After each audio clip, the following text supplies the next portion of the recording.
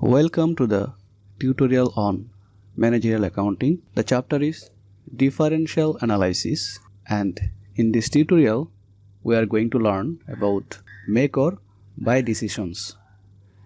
There is another tutorial made on this Differential Analysis chapter, and in that tutorial we have discussed the preliminary issues as well as we have learned about the decision on adding and dropping a product line or segment.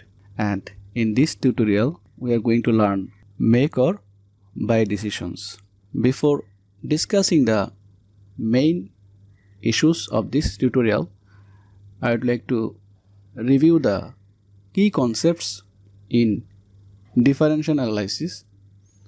We can see for effective decision making as a manager, differential analysis is a very important tool, and in differential analysis the managers focus on the future cost and benefits that differ between the alternatives. That means differential analysis is the process of analyzing the future cost and benefits that differ between the alternatives. We can see the definition of differential cost. A future cost that differs between any two alternatives is known as differential cost, and this differential cost is also known as relevant cost. Relevant means any cost that is relevant for decision making. Differential cost would be a relevant cost for decision making. Then we can see the definition of differential revenue. Any future revenue that differs between any two alternatives is known as differential revenue, and differential revenue is also known as relevant benefit. We can see the term differential cost has similar terms which are incremental cost, avoidable cost. So these are the same terms, as well as relevant cost. That means incremental cost, avoidable cost, differential cost, relevant cost, all are same terminology. However, here the incremental cost is an increase in cost between two alternatives, and avoidable cost is a cost that can be eliminated by choosing one alternative over another. Avoidable cost and incremental cost are always relevant cost. And what is sunk cost? Sunk cost is the cost which has already been incurred in the past, and sunk cost cannot be changed whatever be the decisions. That means a sunk cost is a cost that has already been incurred and cannot be changed regardless what a manager decides to do. That's why, since sunk costs have not any impact on the decision making, that's why this sunk cost is a irrelevant cost. Any future cost and benefit that don't differ between alternatives are irrelevant. In the previous slide, we have learned that any future cost and benefit that differ, if any future cost or if any future benefit differ, then it would be relevant, but if do not differ, then irrelevant. We can see opportunity cost. An opportunity cost is the potential benefit that is given up when one alternative is selected over another.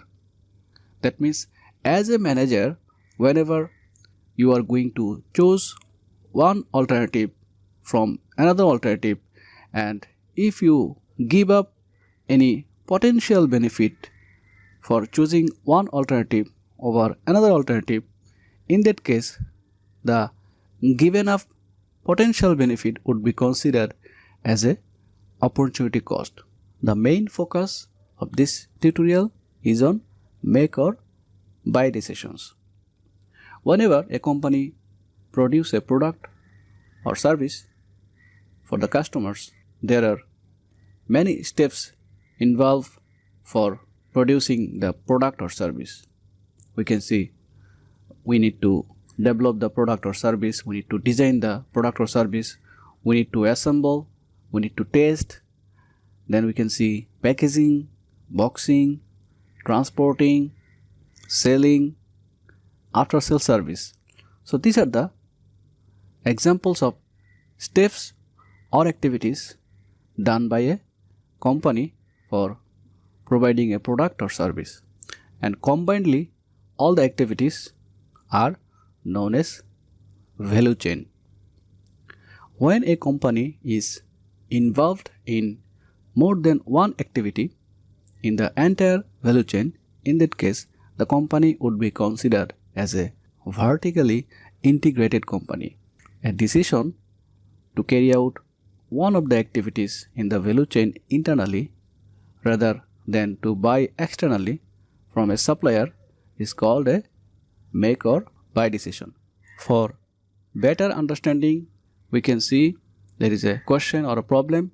To provide an illustration of a make or buy decision, consider the following example.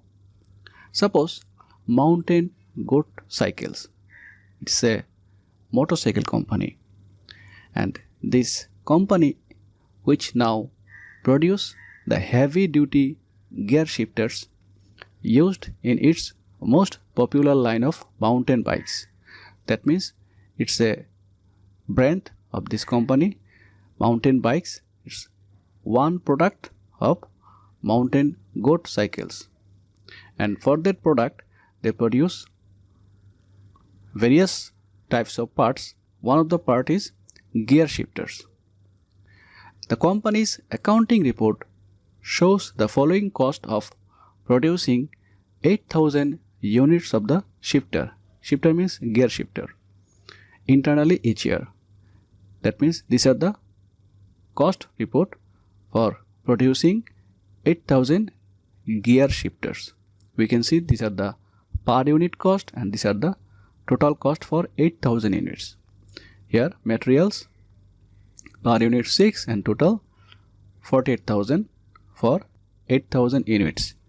Labor per unit 4, total 32,000. Variable overhead 1 per unit and total 8,000. Supervisor salary 3 per unit, total 24,000.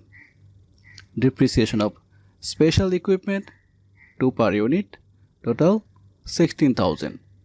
Allocated general overhead 5 per unit, total 40,000. So these are the cost. We can see total 168,000 for producing 8,000 units. On the other hand, per unit cost for producing 1 unit of gear shifter is 21. This is the per unit cost. This cost will incur if you produce the gear shifter internally. But an outside supplier has offered to supply 8,000 shifters a year to Mountain Goat Cycles at a price of only 19 each. This is the per unit cost. That means if you purchase or buy the gear shifter from the outside supplier, the cost or price would be 19, but if you produce internally, then the cost would be 21. Without doing any differential analysis, we can say that we should not produce the product internally, rather we should purchase it from the outside supplier. But we should not take decision without doing any differential analysis. Although outside supplier is offering lower price, but before taking decision, you should do differential analysis. That's why here the requirement is, should the company stop producing the shifters internally and buy them from the outside supplier? Before doing the differential analysis, we need to consider some aspects. We can see the variable cost are avoidable cost, and from the previous slide we have learned that any cost that can be avoided from choosing one alternative over another alternative, in that case that avoidable cost is a relevant cost. Relevant cost means we will consider this cost for differential analysis. That means here the material, labor, variable overhead and the supervisor salaries, these are the relevant cost because they can be avoided if you change your decision, make or buy. That means this material, labor, variable overhead and supervisor salaries, these 4 items are relevant cost because if you change the decision, you can avoid this cost.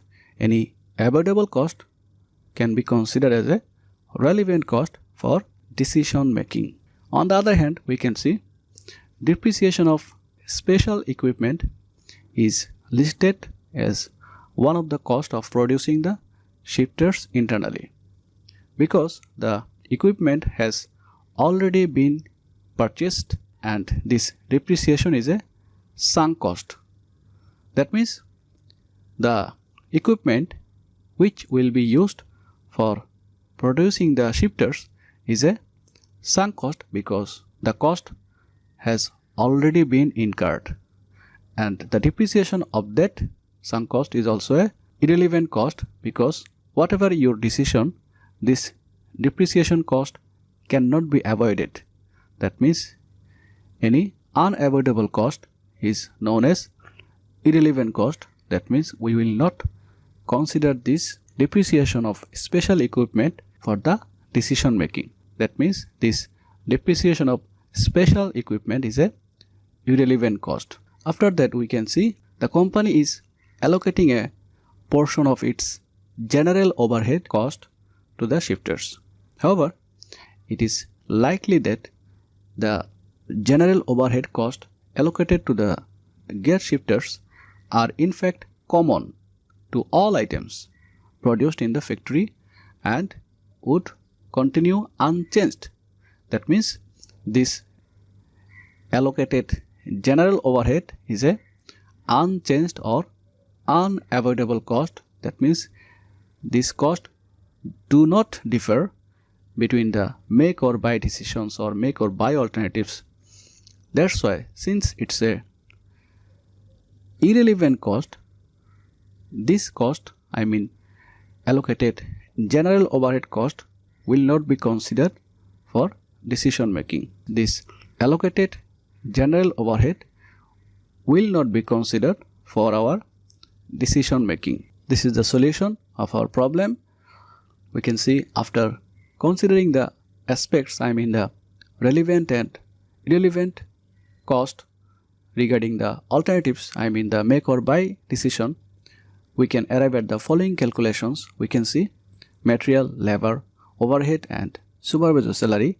These are the relevant for making the product internally.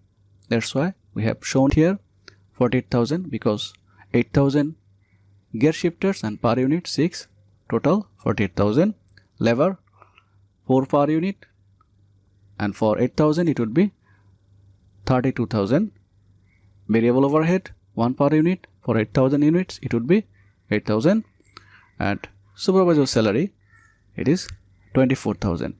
So these are the costs which are relevant because they can be avoided if you change your decision for buying or purchasing the product from outside supplier. That's why these 4 items are the relevant cost. But in case of making the product internally, depreciation of special equipment and allocated general overhead, these two costs are not relevant because they cannot be avoided for you changing the decision. However, for making the product internally, the total cost would be 112,000. But if you buy the product from the outside supplier, then the total cost would be 152,000 because we have seen that the outside supplier will provide 8,000 shifters at the rate of 19 each. That means if you multiply this 8,000 with the 19, total price would be 152,000. So if you buy these 8,000 units from outside supplier, total cost would be 152,000. But if you make this product internally, then considering the relevant cost, total cost would be 112,000. That means if you make the product internally, you can get a favor of 40,000.